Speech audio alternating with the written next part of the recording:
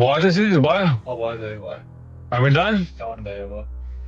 के छ अस्ति हजुर त्यो भन्नुभएको थियो नि एउटा के लेखेको छु आफ्नो प्रेम नेपालप्रति घरप्रति त्यो त्यो पनि रेकर्ड गर्दैन हामी के सर ओके के सर दामी आउट उ त्यहाँ राखेको थियो कविता छ मलाई पेपर त्यहाँ छ पेपर पास गर्यो अब अहिले कविता नै पढाउने भयो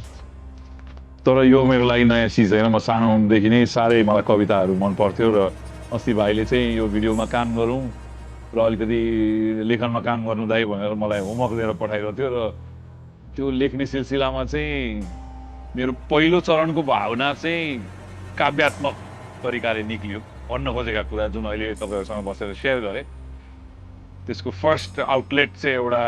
पोएटिक वेमा भएको थियो र त्यसकै अब किनभने मैले त्यतिखेर चाहिँ मेरो लागि नेपाल के हो नेपाल मेरो घर हो र त्यो घरको मिनिङ के हो कतल्दै एक किसिमले त्यो भावनामा खेलेर लेखेको केही लाइन छ म तपाईँहरूसँग सेयर गर्छु नेपाल के हो त यो बुझ्न त भाइ मैले पहिला घर छोड्न जरुरी रहेछ एकचोटि आफूले आफूलाई नचिन्ने गरी हराउन जरुरी रहेछ घर खरानी हुन जरुरी रहेछ अनि त्यो पासपोर्ट पनि जल्न जरुरी रहेछ यो देश घर भनेको त भाइ केवल माटो या कुनै संरचना होइन यो त त्यो माटो भित्रको धड्कन पो रहेछ आमाले पकाउनु भएको खाना रहेछ बुबाले गर्नु भएको गाली रहेछ भाइको खेल्ने निम्तो रहेछ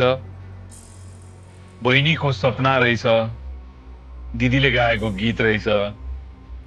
दाजुको छत्र छाया रहेछ घर त सानोमा सुनेको वीरहरूको कथा रहेछ जसलाई हामीले पुर्खा भन्छौं पुज्छौं